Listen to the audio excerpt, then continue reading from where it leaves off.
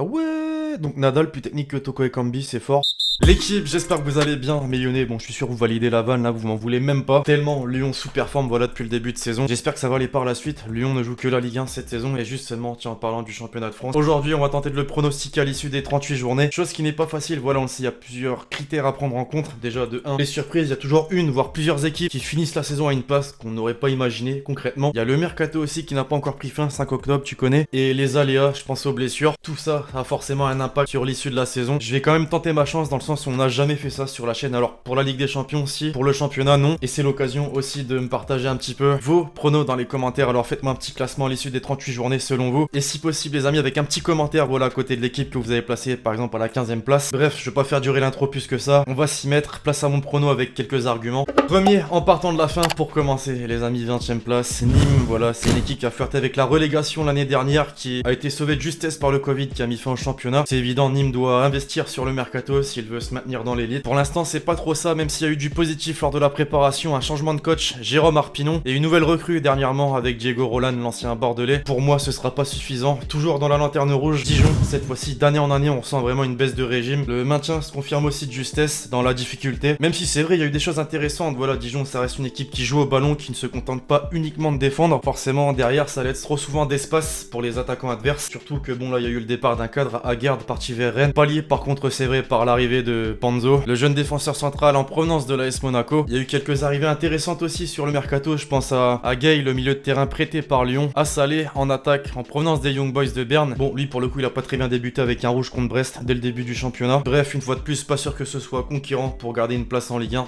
selon moi encore une fois. Pour la place de barragiste, maintenant un club qui souffre en Ligue 1 ces dernières années, je parle de Metz. Certes il y a un groupe jeune, il y a eu le retour de prêt de nombreux joueurs, mais pour moi cette saison ça va être compliqué, voilà. Peut-être pas une relégation, voilà, ça reste une place de barragiste, mais je vois pas Metz garder sa place en Ligue 1 ou du moins à l'arracher. 17ème Brest, on s'en souvient lors de la préparation, il y a eu des matchs intéressants en ce début de saison, c'est un petit peu mitigé. Le coach prône un jeu offensif, donc forcément c'est beau à voir, il y a des joueurs intéressants dans l'effectif, je pense à Charbonnier, Cardona. D'ailleurs s'il vous plaît, but de Puskas, non c'est quoi ce but qu'il a rentré le week-end dernier? Mon dieu. Néanmoins bon voilà, à l'inverse la défense est plutôt fébrile, on l'a vu plusieurs fois, pour moi Brest sera entre la 14ème, 17ème place et devra surtout voilà faire des résultats contre les bas de tableau. 16ème Angers, une équipe habituée au ventre mou du championnat, pas grand chose à dire, voilà les Angevins ont toujours le même coach, un effectif similaire à l'année dernière, mais la perte tout de même d'un joueur important, Santa Maria, qui a débarqué en Allemagne à Fribourg. Heureusement, j'ai envie de dire, il y a eu quelques renforts, je pense à Bernardoni dans les cages, Loïs Diony, l'ancien stéphanois, mais pas de quoi espérer mieux au terme de la saison d'après moi. 15ème, le premier promu de cette vidéo, c'est pas le Racing Club de Lens, forcément Lorient. Les Merlus, jusque-là, ont réalisé un très bon mercato avec les arrivées de Gurbic, Morel, Monconduit, Chaloba, pour ne citer que. C'est un effectif riche en qualité qui devrait permettre à l'ancien coach Damien de combiner, de tenter des choses. Pour moi, Lorient, voilà, serait une équipe chiante, entre guillemets, à jouer. Même contre les gros, bref, je vois le maintien un an après le retour en Ligue 1. 14ème, Nantes, je sais qu'il y a beaucoup de Nantais qui suivent les vidéos, ça fait plaisir, d'ailleurs, manifestez-vous dans les commentaires. Pareil, les Canaries, effectifs très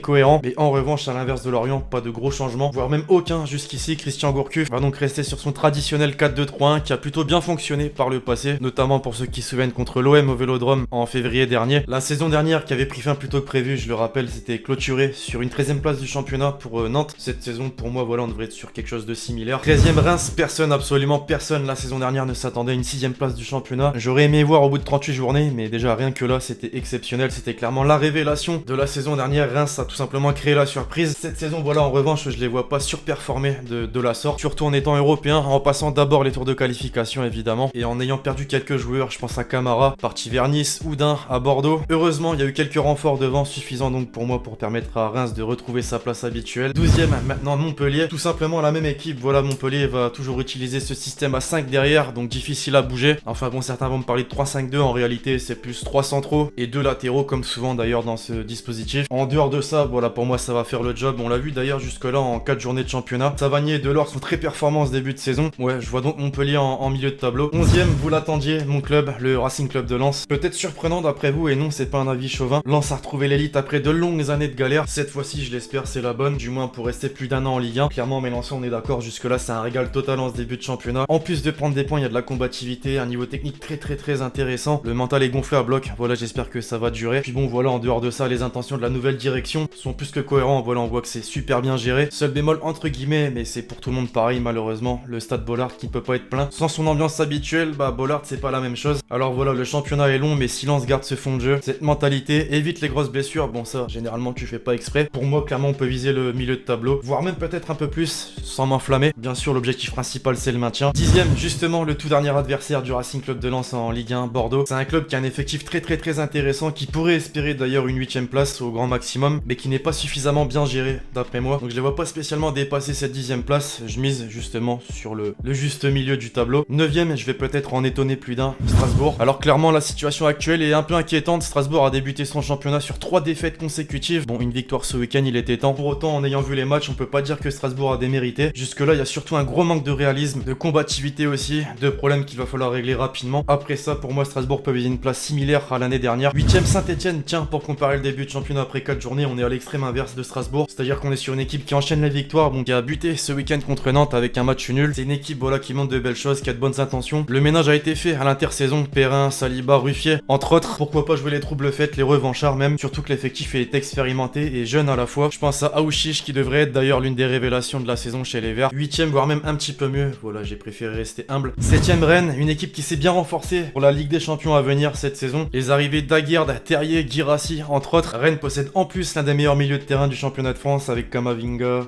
Bourigeaud, Nzonzi. J'hésite à mettre le club breton un petit peu plus haut dans le classement, mais l'enchaînement des matchs en étant européen devrait être un frein, d'après moi, pour le championnat, donc Rennes 7ème. 6ème, Monaco, une équipe avec autant de talent, ça se fait rare quand même en Ligue 1. Pourtant, la saison dernière, on l'a vu, Monaco a terminé seulement en milieu de tableau, a enchaîné les contre-performances cette saison et je l'espère pour eux, les Monégasques devraient faire mieux. Je vois bien le réveil de certains joueurs qui ont eu un peu de peine à trouver des automatismes, de la régularité. À son meilleur niveau, un club comme ça peut clairement jouer le podium. Je vais rester tranquille et miser sur une 6ème place. On entre dans le top 5, 5ème, Nice. En plus du mélange de jeunesse et d'expérience, Nice a réalisé un mercato cohérent. Gouiri a déjà montré son importance et devrait continuer jusqu'au bout selon moi. La saison dernière, les Niçois ont été malheureusement rapidement distancés pour la course à la 4ème place. Néanmoins, cette saison, je les vois bien tenir tête. Il y aura certainement une belle bataille entre la 5ème et la 2ème place jusqu'au bout du championnat. 4ème à présent, Lyon. C'est triste, mais pas de Coupe d'Europe pour Lyon cette saison. Il y a donc une grande obligation de résultat en championnat. Jusqu'ici, c'est pas gagné. Voilà, le mercato devrait être un élément clé. De nombreux cadres ont déjà fait leur départ sur le côté des arrivées. Va rapidement falloir trouver les bons coups à 2 semaines de la fin du marché des transferts. Sinon, bah, tout peut vite tourner au cauchemar. Maintenant, bon, si je mets Lyon à la 4ème place, c'est que j'ai confiance en la capacité d'Olas à trouver des solutions. Il est pour moi, voilà, le meilleur président actuellement en Ligue 1. C'est même pas une surprise. En dehors de ça, Lyon, bah, c'est un club qui a le meilleur centre de formation, on peut le dire,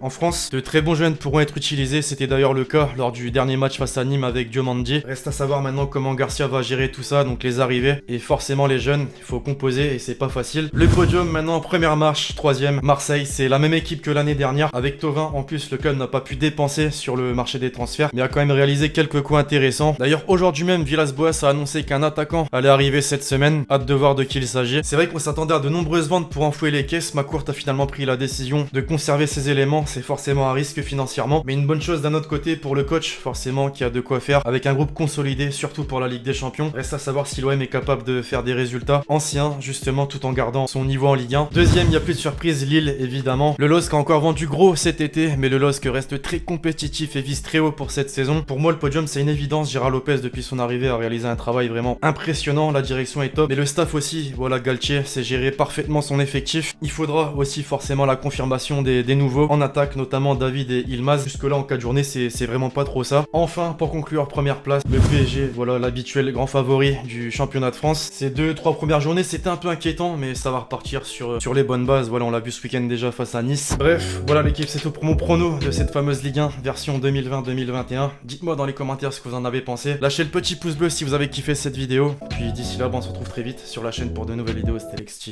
Ciao, ciao.